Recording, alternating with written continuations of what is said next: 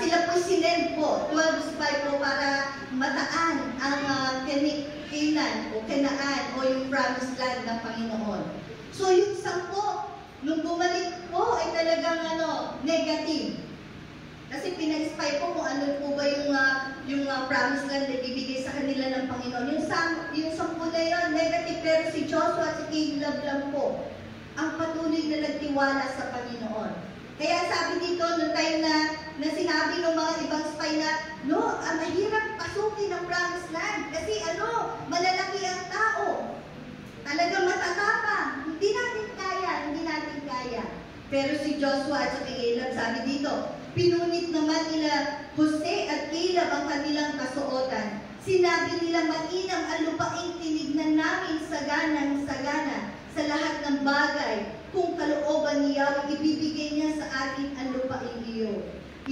Magtiwala kayo sa Kanya at huwag madali natin silang magagamit pagkat kasama natin si Yahweh, samantalang sila'y wala ng pangangandungan. Tingnan niyo po yung kanilang puso, si Joshua at si Caleb, hindi sila tumingin sa mga circumstances o sitwasyon o yung mga taong nandun sa promised land. Bagkus tinignan nila na si Jesus o ang ating Panginoon ay kasama nila. Si Yahweh ay kasama nila at doon po'y pagtatagumpayan sila ng Panginoon. Ang confidence ni Joshua ay ating Panginoon. Tayo po ba? Yung confidence po ba natin ay sa Panginoon o dahil sa ating lakas, katalinuhan at kung meron man tayo? Maaring yun ang confidence natin. Pero si Joshua, ang confidence niya, yung mga salita o mga pangako ng Diyos sa kanilang mga buhay. Another po, Joshua dependence. Joshua will be considered one of the greatest military leaders in his history. Joshua example reminds us that any skills, opportunities, or victories come as the gift from the gracious Creator. He deserves all the credit for any good in our lives. Pero ito po, si Joshua, sabi natin military leaders, matapang po yan. Sino po bang nilagay sa isang sundalo, anumang military ang tatakot? Di ba? Kaya ka pumasok dyan dahil matapang ka. May skill ka. Gagamitin ka para pagtanggol ang ating bansa. Pero si Joshua, bagamat sabi nga niya sa military leader, nandun po yung skills niya, nandun yung katalinuhan niya. Pero anong sabi niya? Lahat ng opportunity o skill o victory is to turn from it to the right or to the left, that you may be successful whatever you go. Amen? Ano yung providence niya? May yung pag-guide na sa bawat isa sa atin. At yun po siya po yung nag-lead ng katagumpayan. Another po, His provision. Ang sabi po dito, I will give you every place you set your foot as I promised Moises. At yun po yung nagkaroon ng katuparan kay Joshua. Yung provision nandun. Amen? Lahat ng kanilang sakupin na mga place, talaga nakamkam nila at patuloy na bigyan ng kapurihan ang ating Panginoon. Kaya ngayon, Deuteronomy 11:13-14, ang sabi ito, kaya nga kung susundin lamang ninyo ang utos na sinasabi ko sa inyo ngayon, ibigin ang Diyos ninyong si Yahweh at paglingkuran ng buong puso't kaluluwa, sa tamang panahon ay pauulanin niya sa lupang iyon at magiging sagana kayo magiging sagana kayo sa pagkain, inumin at langis. Ito po yung pangako niya sa lahat na susunod at maglilingkod sa ating Panginoon. Na patuloy na naghihintay sa buhay ng bawat isa sa atin. Another po, His protection. Be strong and courageous, sabi dito. Do not be terrified, do not be discouraged, for the Lord your God will be your wherever you go. Protection. Ano po yung protection? Alam niyo na po ngayon ang mga nangyayari sa ating bansa? Alam niyo na po ba? Sabi ko nga, Lord, dahil po sa habag at biyaya mo, Dahil sa mga anak ng Diyos na nananalangin, na pre-preserve po ang ating bansa. Alam niyo po, napakadami na po mga nangyayari na hindi na natin kontrolado. At ito po ay tunay na magaganap. Diba katatapos lang po anong nangyari sa Dubai? Alam niyo po, 2 years po akong naglingkod doon.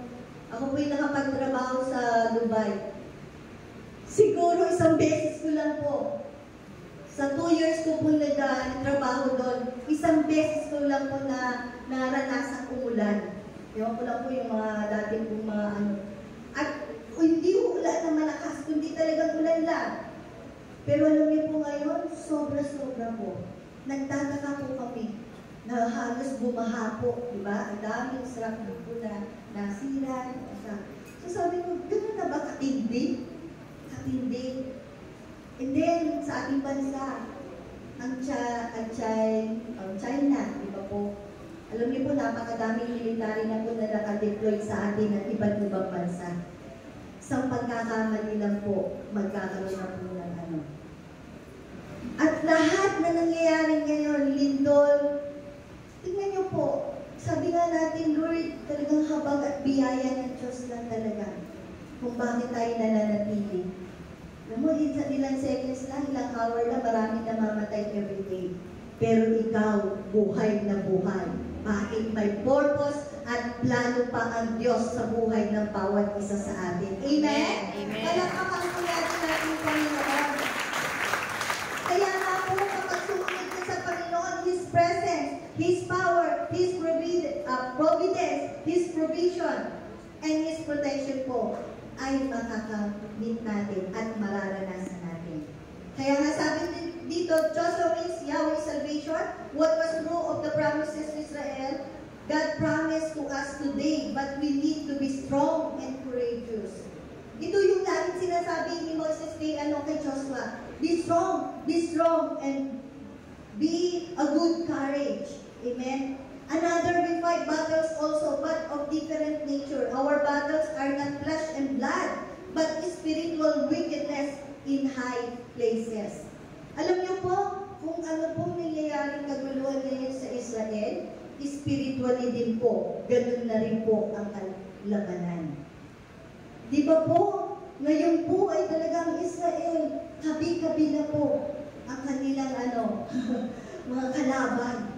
Missile, everyday, nakikita nila. So, ano nangyayari? Nagkakagulo po. At anytime po, hindi po natin, pero ang Lord lang po ang nakakaalam. So, ano po nangyayari sa Israel? Ano man physically na nangyayari sa kanila, spiritually din po. Yun po ang nangyayari ngayon. So, tayo po, sabi ganun, hindi po tayo lumalaban physically, but spiritually. Nagkakaroon po ng labanan. At tayo po, kinakailangan pong manalangin. When we know Jesus as our Lord and Savior, He gives us His presence and power through the indwelling Holy Spirit. His providence in the sovereignty of God who works all things according to His plan. He gives us provision for our life's journey and His protection from the evil one. Ito po yung pangako ng Diyos. Kapag po tayo, alam natin na ang ating Panginoon, tinanggap natin bilang Panginoon, tagapagligtas na ating buhay, nandun na po ang presensya ng Panginoon. Nandun po yung provision, protection ng ating Panginoon. Alam niyo po, sa totoo lang po, wala na pong safe po na lugar sa mundo nito, kundi po sa presensya lang po ng ating Panginoon. Amen? Doon lang tayo magkakaroon ng assurance, may kapayapaan tayo, may kagalakan tayo sa presensya ng ating Panginoon. Amen? Kaya nga po yung mga kabataan, huwag kayong mawawalan ng pag-asa. Kasi yung mga karamihan po ngayon, marami po na mga kabataan po, dahil sa dami ng mga nakikita nilang problema, nagkakaroon po ng anxiety, nandun po yung depression, at yung iba po ay nagkakaroon ng feeling na hindi sila mahal at hindi sila mahalaga.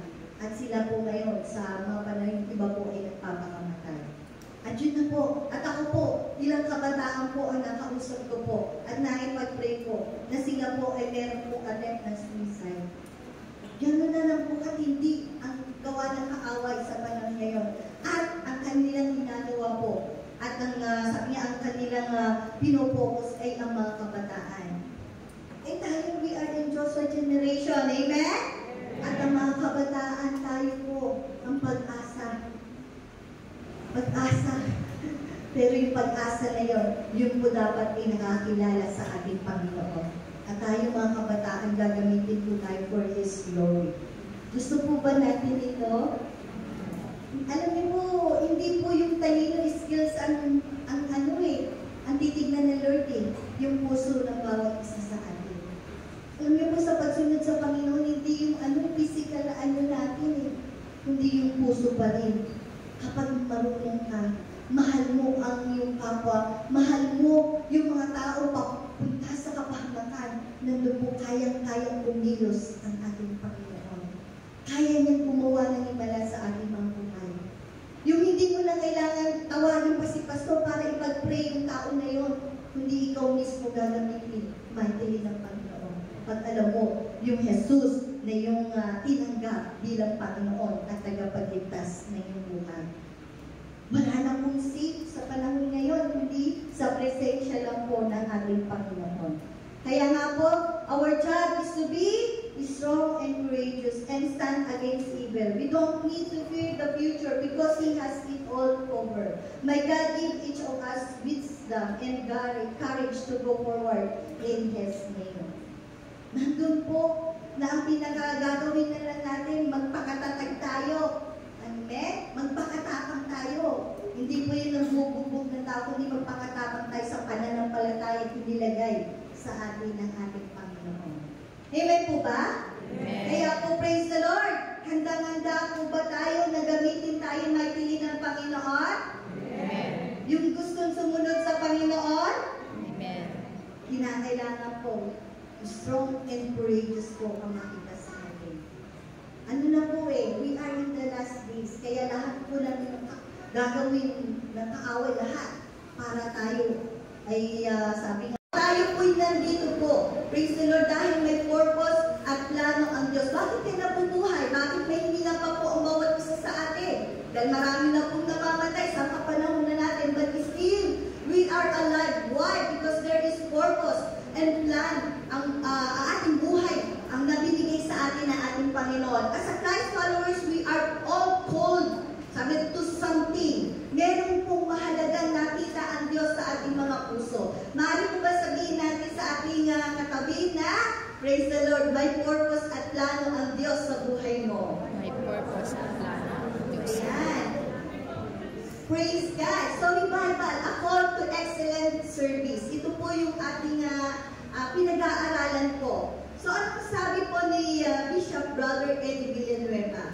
Ang sabi po niya, the quality of our life in eternity depends on the quality of our obedience and faithfulness in serving God here on earth. Kaya napagaganda po na sinasabi ng ating Panginoon na kung saan